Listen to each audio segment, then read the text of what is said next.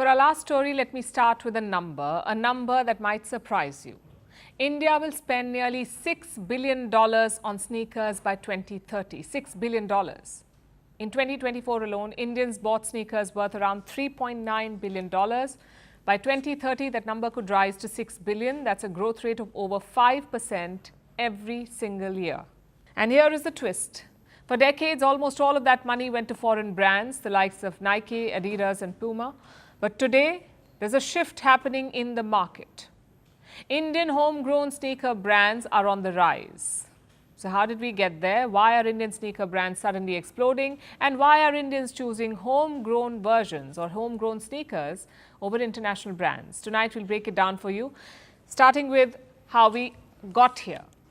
For most of India's history, shoes were simple. Formal shoes for work, sports shoes for exercise, and sandals for everything else. Sneakers did not exist as a category of identity. But over the last 10 to 15 years, three things have changed. One, there's been urbanization. Two, a shifting work culture. And three, the effect of social media. Sneakers stopped being footwear, they became content. Streetwear went mainstream. By the early 2020s, sneakers made up nearly 1/4 of India's entire footwear market, and that's a massive chunk. So here's where things get interesting.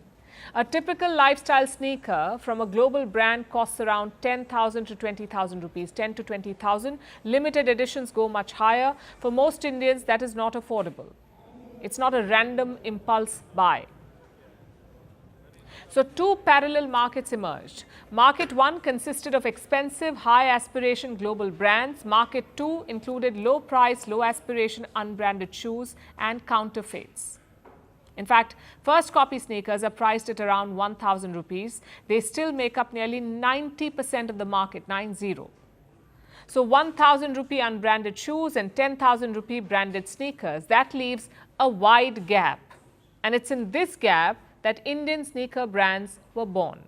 They were priced between 3,000 to 8,000 rupees. They use better materials than local brands. They have Indian storytelling, and most importantly, they design for Indian reality. There are many brands in the fray right now. CHK, Comet, Gully Labs, Neiman's, Theli, Zayden, and many more brands. They all approach this differently, but their mission is the same: build high aspiration but attainable sneakers.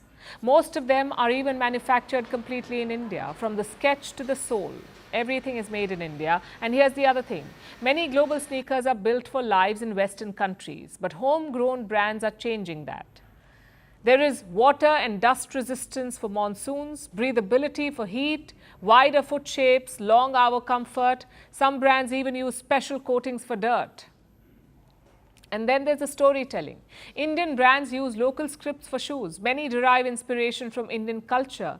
There are special festival drops for Diwali, Durga Puja or Onam. So Indian brands are doing a lot. And who is buying these shoes? Well, the audience is wider than you think. There is Gen Z, of course, that is chasing individuality. Millennials who want comfort. Women consumers who like the idea of customization, and many of the buyers are from Tier 2 and Tier 3 cities. For them, this is a piece of aspirational fashion. And investors understand that. Made in India sneaker brands have attracted significant funding in 2025, over $10 to $15 million across key players. So what's next? Brands are eyeing experience-led stores where you can go in and customize your sneakers. There's also the focus on sustainability. International collaborations are the talk of the town, but the ultimate goal is to go global, to export the Indian-made sneaker culture. Because for decades, India made shoes for the world. Now, India is finally putting its name on them.